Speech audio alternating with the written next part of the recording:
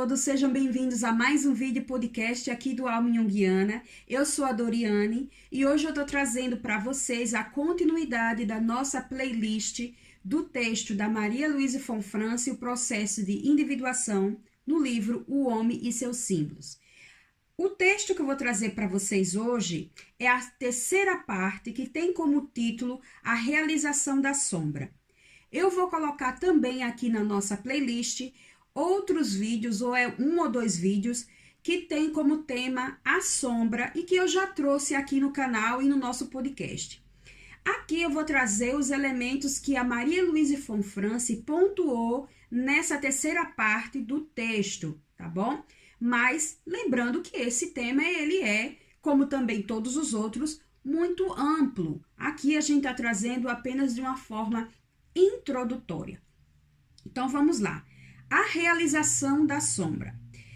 Dentro desse contexto do processo de individuação, a sombra seria ali um dos primeiros elementos que o indivíduo se dá, né, conta ou tem ali o acesso aos elementos e conteúdos do inconsciente. Então seria aí a sombra, claro que também lidando com a confrontação da persona. E que a gente pode entender como se fosse quase que paralelo, né? O ego, né? E a sombra. A persona, como o indivíduo também se apresenta para os outros, que é aí um ideal ou a forma como o indivíduo gostaria de ser visto pela sociedade, pelo grupo, pela família, pelos outros. A sombra seria aí os elementos que o ego desconhece ou pouco conhece, né? Então, aqui, a Fonfrance, ela vai dizer que são esses aspectos, qualidades, que, né, o ego não quer para si, desconhece, não quer, né, ter contato, mas dentro desse processo de desenvolvimento psicológico, é um encontro, né, um confronto necessário, né, desses elementos sombrios, que faz parte aí desse contexto mais pessoal, né, do indivíduo, mais pessoal. Mas também há esses fatores coletivos que saem da esfera do contexto individual, né, desses aspectos sombrios individuais. Então, existe aí a sombra coletiva. E que, claro, né, não tem nada a ver com o que foi reprimido e que pode ser consciente, é algo que já perpassa aí, né? Bem, então aqui a Fonfrance vai dizer também que é muito importante nesse processo de realização da sombra os elementos dos sonhos. Por quê? Porque o que brota do sonho é uma confrontação. Seria aí como se fosse uma crítica do inconsciente, que não tem como o indivíduo dizer que é o outro que está fazendo, né? Isso brota dele mesmo. Os sonhos brotam do indivíduo. Não é alguém de fora, que seria aí alguém da família ou amigos, ou até o próprio analista que está apontando para você, que está dizendo que é a sua característica sombria, que é uma crítica externa. Os sonhos são de extrema importância porque ele vai fazer essa possível confrontação da sombra vindo de dentro. Não é alguém, um amigo ou alguém que está falando para você, né? Que são seus elementos não desejáveis, que são suas características que não são tão boas assim. Então, se vindo de fora, eu posso dizer, né? Poxa, como é que pode? A pessoa está me criticando, está me apontando, se ela mesma não é digna de não receber essa crítica também. Essa pessoa também não é perfeita. Agora, quando é o sonho do próprio sujeito, não tem como escapar, né? É algo que vem de dentro. Aqui é bem importante a Fonfrance trazer isso, porque também no texto de Jung vai trazer muitos aspectos muito importantes relacionados aos conteúdos oníricos. Agora, voltando aqui para a realização da sombra, a sombra, né, eu acho que eu devo ter dito também em outros vídeos, que a sombra não é constituída apenas de elementos considerados negativos. Considerados por quem? Pelo ego, né? Então, não é apenas esses elementos negativos, porque muitas vezes essa sombra vai apresentar conteúdos importantes para o desenvolvimento do sujeito, muitas vezes são características e qualidades criativas, potencialidades importantes que foram aí colocada para o debaixo do tapete, escondida, negligenciada, reprimida, né? Ou reprimidas, que são qualidades, características, não apenas uma. É importante também salientar que é muito comum esse aspecto sombrio ser projetado, porque se não é consciente, então a tendência aí é que a gente projete no outro. E a tendência é a gente ver esses conteúdos sombrios em pessoas do mesmo sexo, né? Não do sexo oposto. A gente pode até ali perceber alguns aspectos, mas não são conteúdos ali que pegam no nosso pé. Os conteúdos que são projetados, que geralmente, né, tem a tendência de ser projetado no outro e do mesmo sexo, então, nas nossas relações com pessoas do mesmo sexo, né, do mesmo gênero, há uma tendência da gente tropeçar, né, na nossa sombra e também na sombra do outro. Aí aqui é bem interessante isso que a Von Franz vai trazer. Geralmente isso que nos incomoda, que é do sexo oposto, é uma outra constelação. Aí a gente vai falar do ânimos, da ânima, e que a gente vai ver nos próximos vídeos aqui, quando a gente for falar ainda desse texto da Maria Luísa Von Franz.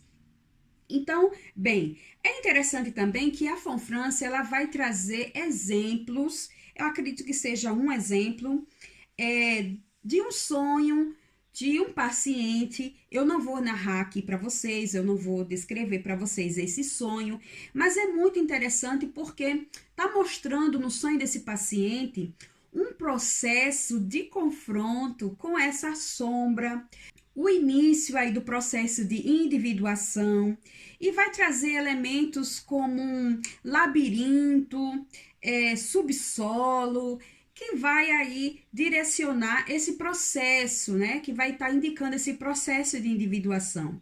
Ela vai dizer aqui que o inconsciente é muitas vezes simbolizado por corredores, labirintos, né?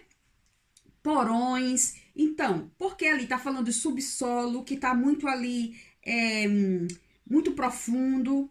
E é bem interessante ver esse aspecto aqui nesse texto, porque ela vai trazer de uma forma que a gente entende que é um processo bem complexo, obscuro e que é difícil, né, para o paciente. Não é algo fácil de ser acessado, mas que os sonhos, eles são insistentes, persistentes e pega realmente ali no calo, sabe? É como se você não tivesse para onde correr. E principalmente quando eles são repetitivos, persistentes, como eu falei anteriormente, e trazendo esses conteúdos para análise com uma boa associação, vamos dizer assim, não associação, mas com uma boa amplificação desse paciente junto com um trabalho de um bom analista, é riquíssimo para o processo, né, de desenvolvimento do paciente, do indivíduo como um todo. Aqui também eu vou colocar mais outros aspectos que ela vai dizer também que a sombra, como eu falei, né, contém valores necessários à consciência, né? Então são conteúdos que são importantes para a consciência do indivíduo. O que quer dizer isso? Consciência, o ego, né, que é o centro da consciência, para ter esse entendimento e essa amplificação, né, dessa consciência, que o indivíduo consegue ali expandir e sair dessa obscuridade. Claro, gente, é um processo, não é nada que os conteúdos do inconsciente. Eu acredito que eu já falei isso em outros vídeos, mas tudo aquilo que corresponde ao inconsciente, vai falar também de uma possibilidade de ser consciente, né? Claro, a gente está falando aqui, falando especificamente desses conteúdos mais pessoais, né? Porque os coletivos arquetípicos ainda tem aí uma dificuldade maior. A gente não pode dizer que esses conteúdos possam ser completamente esgotados e conscientizados. Então, sempre que a gente está falando de inconsciente, especificamente do consciente pessoal, esses conteúdos têm a possibilidade de serem conscientizados, mas claro que levando em consideração que nunca vai ser completamente esgotado, né? Esse confronto, essa conscientização. Porque se fosse assim, era só conscientizar tudo que tem que ser aí conscientizado e tá tudo resolvido. E não é assim, né? A coisa é bem complexa. E voltando para esses aspectos aqui do texto que vocês vão poder ver, retomando essa questão da projeção, né? É uma coisa que está bem frequente, bem presente nesse processo também, nesse confronto com a sombra, a realização da sombra. Por que falar da projeção? Porque quanto mais você vai lidando com esses aspectos, percebendo, conscientizando que são seus, né? Essa projeção que você coloca no outro vai diluindo. Mais uma vez, não é por completo, não é por completo. Há aí vamos dizer, essa retirada da projeção, né? Que aí também tem as suas camadas. E que tem aí sempre esse aspecto de não ser algo que é completamente, né, esgotado, que não é completamente conscientizado. E aqui ela vai trazer, é muito interessante, porque vocês vão ver nesse texto figuras importantes, né, imagens bem interessantes para nossa compreensão e entendimento do texto. Trazendo aqui como um exemplo o quanto é brutal essa questão da projeção, como ela pode ser tão, vamos dizer, você colocar no outro aquilo que é seu e você não vê e você acredita realmente que não tem nada a ver com você. Aqui tem um exemplo assim, é claro que é um exemplo muito forte, né, uma coisa bem enfática, que é o que aconteceu aqui na Alemanha, principalmente ali na Segunda Guerra Mundial, né, que um líder, eu não vou falar o nome, né, um líder aí, uma pessoa totalmente desequilibrada, monstruosa, que devastou uma boa parte aqui, não só da Alemanha, mas de alguns países, entrando numa guerra de muito derramamento de sangue.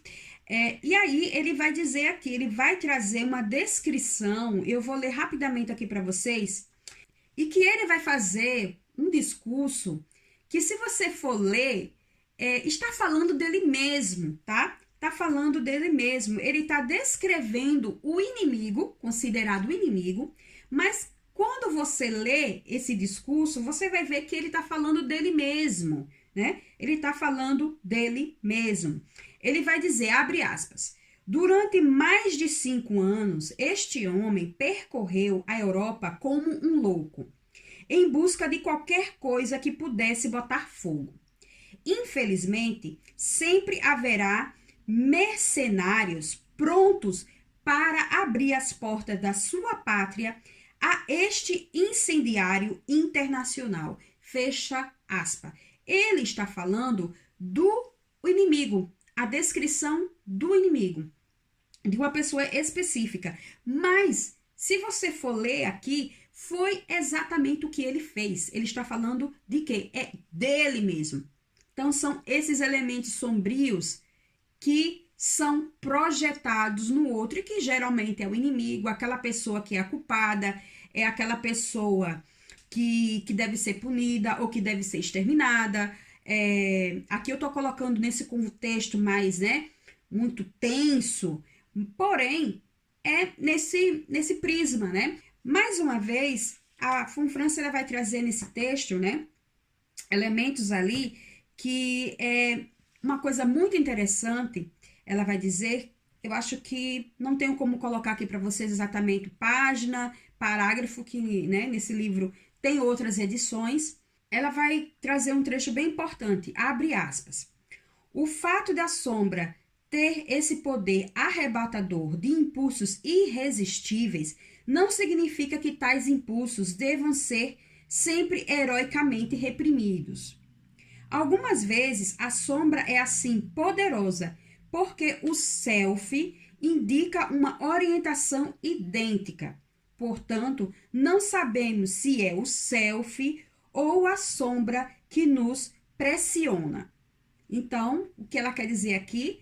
Como é, sabe, gente, assim, muito delicado, muito sutil fazer essa distinção, né? Por que fazer essa distinção? Porque aí, o que é do self, que está brotando do self, é algo muito necessário, né? Que está ali pressionando o indivíduo em prol do seu desenvolvimento. Mas, às vezes, né? Como também distinguir desse conteúdo sombrio, que às vezes se confunde aí, né? Que se confundem com o self. Ela vai colocar aqui muito bem nesse texto, é o self ou é a sombra que pressiona? Aí fica essa indagação, né? Fica essa indagação. Por quê? Porque é muito interessante a gente entender aqui que a sombra, ela não é algo que é totalmente negativo, algo que seja muito nocivo para o indivíduo. Em alguns casos, é necessário,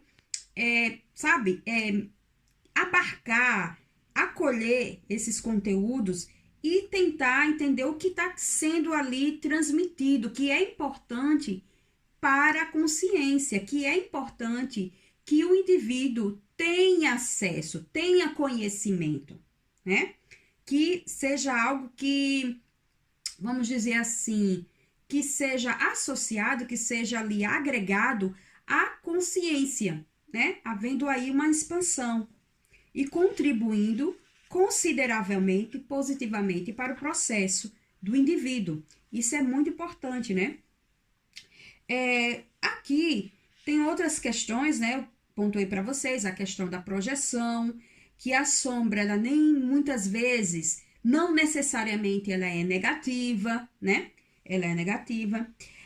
A importância dos sonhos nesse processo, né, de realização da sombra é muito importante também. Vai haver aqui alguns exemplos, né? Alguns exemplos. E é claro que a gente vai ter que ter uma certa cautela em lidar com esses conteúdos, né? Principalmente na clínica, porque fica uma coisa assim muito delicada para que o indivíduo não entenda ou perceba como uma crítica vindo de fora, né? Como eu coloquei inicialmente aqui para vocês. E por conta dessa dificuldade de perceber o que é algo sombrio, o que é do self, e que fica essa dúvida nesse processo dessas imagens, dessa comunicação, dessa fala do sonho, e fica sempre aquela dúvida. É algo que eu preciso saber, né? Que a consciência necessita saber.